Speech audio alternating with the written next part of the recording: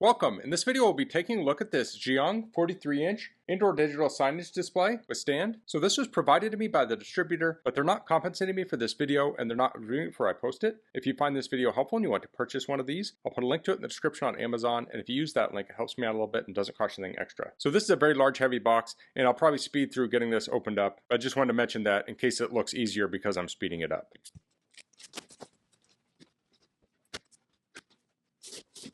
So it looks like we have a box inside of the box.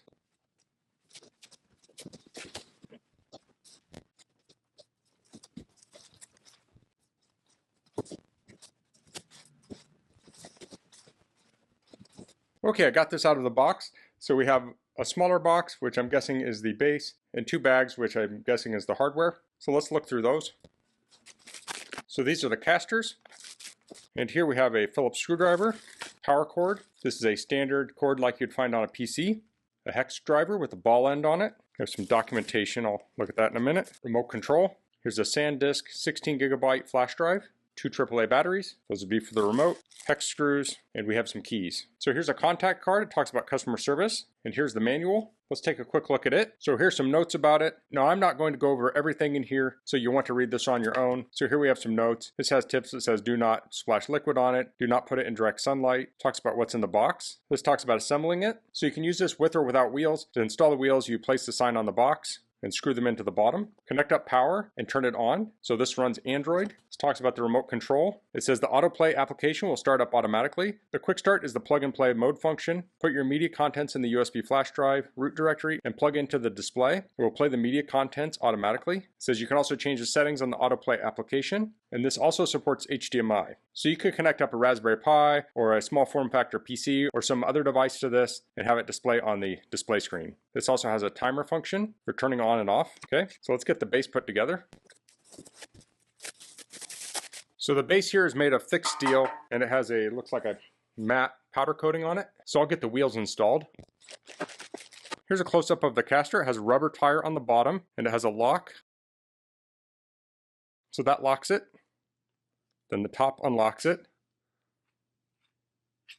And it has bearings in here for swivel. Now all four of these lock. Now these have a light coating of grease on them, so you'll probably want to wash your hands after putting these on because you won't want to get grease on the screen. These will install using these Phillips screws.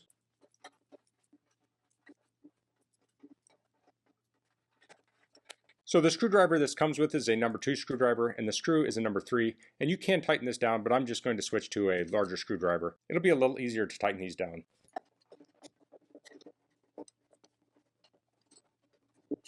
Now I need to get this in position to install it on the display.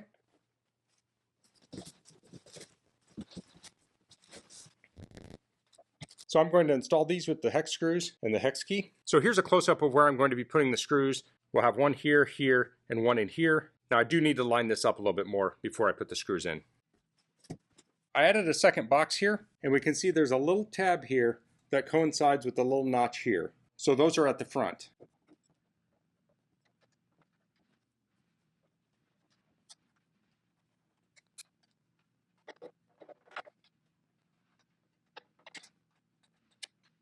Okay, that's finished. Now I would recommend putting the screws that are in the recesses in first, because if they fall down into the base, you'll have to fish them out and you don't want to have to undo the other screws. So get the middle ones in first in the recess and then get the outside screws in. So now it's time to lift this up.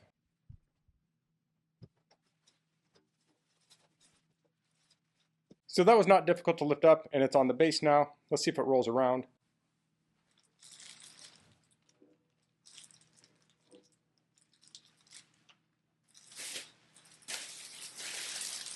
It rolls around quite nicely, even considering this is carpet. So let's get a close-up of the back here. Okay, on the bottom here we have Ethernet, we have 2 USB ports, the power switch, and power in. And then we have this locked area. This has vents in it and speaker grills. So if we open this up, so here we have 2 speakers. It looks like there's a control board here. This must be the computer. This looks like the power supply. And then we have a little cubby here where you could put a small form factor PC, and we have a power outlet to plug it into. And then HDMI goes in right here. So it looks like you could unplug these USB and plug USB into this also. So if you're not using the system built into this, it has provisions to hook up your own system. That's really nice. And of course this has that keyed lock. So I'll get this turned around and we'll look at the front. Okay, so here we have the display up. Now I switched to vertical orientation so we can see the whole thing easily. So I'm going to turn it on now, and I want to note that I'm around 6 foot tall, so as I stand next to it, you can see how tall this is. So I plugged this in with the cord, and the cord is around 5 foot. So here we have the Android screen. So I'm going to get close up to this. So here we have the screen, and this is a touch screen. So I'll tap on settings. And we can see it looks like a giant Android phone. So we can connect to Wi-Fi here. So I'm going to connect to this and I'll skip through it. Okay, so I'm connected to Wi-Fi. Let's go into System, About Device, and we can see this is running Android 9.0. So to go back, I'll swipe up from the bottom and I'll hit back. So let's look at Display. And here we have Advanced Settings. So we can change screen rotation. It's currently set to 90. We can flip. We can change the display density. There's a number of settings here we can change. Let's go back. Let's go to the middle here. And here we have apps. So we have the auto start settings. Before that, let's go to the last one. This is a web browser. So here we can go to a website. I'll go get a thumb drive to place in here and we'll see how that works. Okay, inserted the drive, and now it automatically started playing. Now these images are not optimized for this display, so if you're making a menu or something, you'd want to optimize it for 1080 by 1920.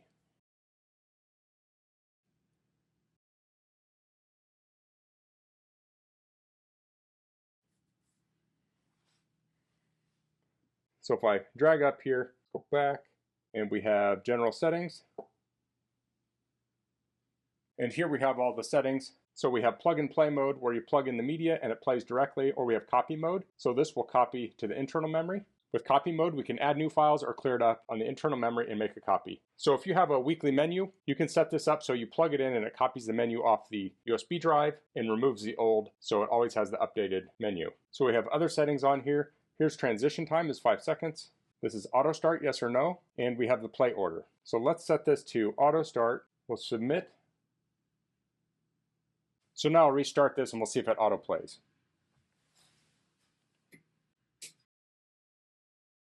Okay, so it started auto playing. Okay, so I'm going to prepare some files for this and then we'll get them on the display.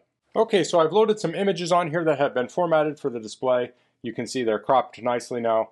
And I also added in some graphics for a menu and an event listing. So those should pop up here in a minute.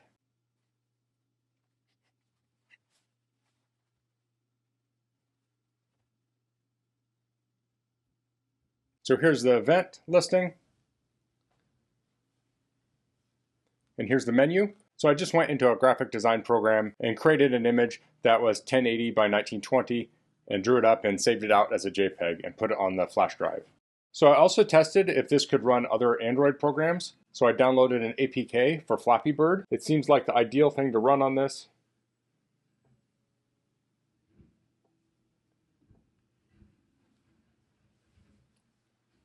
So this runs just fine.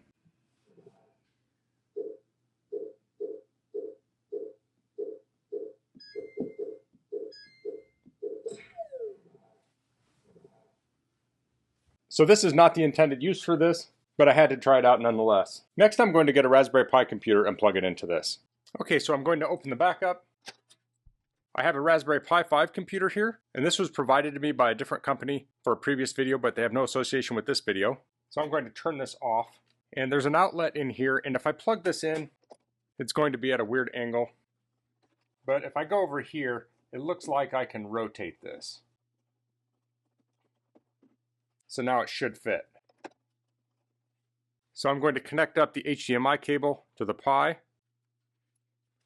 Now I have a dongle for the wireless keyboard and mouse. I'm going to plug that in on the outside, so hopefully it has better range. Then I will take the USB that's plugged into the display and plug it into my Pi.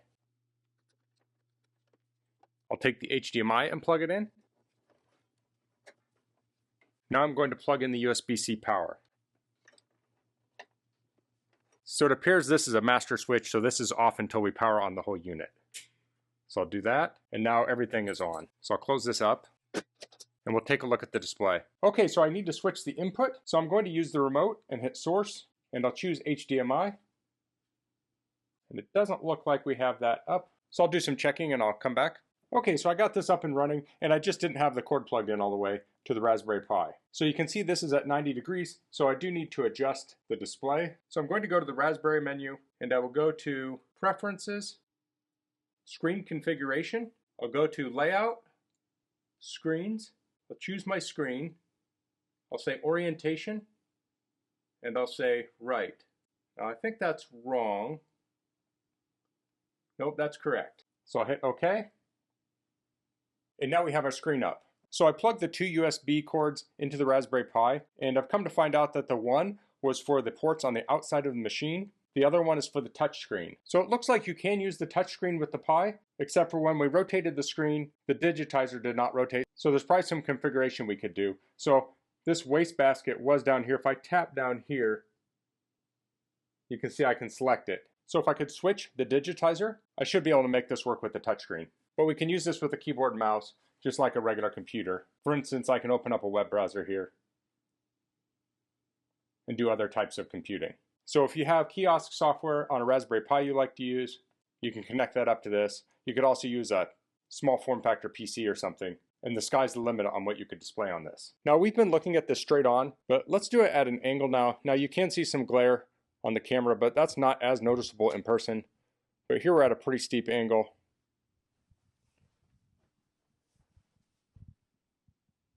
And here's a steep angle from the other side. So this has a great viewing angle on it, which is really what you want on a display like this. But let's see if we can take a look at the frame of this. So this frame has kind of it's plastic, but it has a brushed look to it.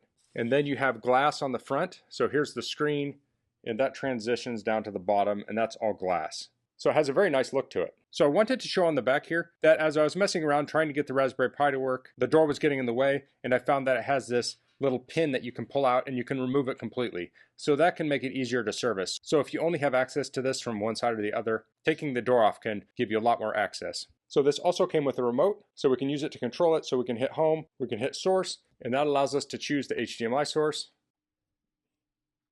If I hit menu, we can choose picture, sound, time, and settings, which will take us to the Android settings. Now let's exit out of here. And we also have next, previous, play. But something you really might want the remote for is easy access to the volume. So you can turn that up or down. So that's the JIYANG 43-inch digital signage display. So there are many uses for a display like this. You could use this in a hotel, a care facility, a library, school. This could also work great at a trade show. I've been to many trade shows where the exhibitor will have a small tablet or a laptop showing pictures of their work. And I think this would be much more effective. It's much larger, you can show more detailed pictures, and it would really draw attention. I think this would be great where sign space is limited, so if you have a small place where you need to display lots of information, you can cycle it on here. Now I found this very easy to use. You just load images on a USB drive and stick it in there, but that's only one way you can do it. You can hook up your own computer to this so you can have live data. You could create a website and have this display the website, and the website can automatically update the information. And it was able to even install an app on here. I don't know that every app would work, but that's potentially an option. Now some things to consider is that this is in the portrait mode, so it is more like a smartphone than a TV. So if you want to play video on here, you may need to rotate it to make it work right, and you may have spaces on the top and bottom. But when you're displaying things like menus, calendars, events like that, I think this is really the right orientation for it. And this is really filling in the need of people who want that kind of a display, because anyone can put up a TV, but when you have a nice vertical display like this, it really kind of makes a statement, and it's great for its intended purpose. So that's all I'm going to cover in this video. If you have any questions, please leave them in the comments. If you liked this video, please click like. If you haven't subscribed to my channel, I'd appreciate it if you could do that. And thanks for watching. Until next time, goodbye.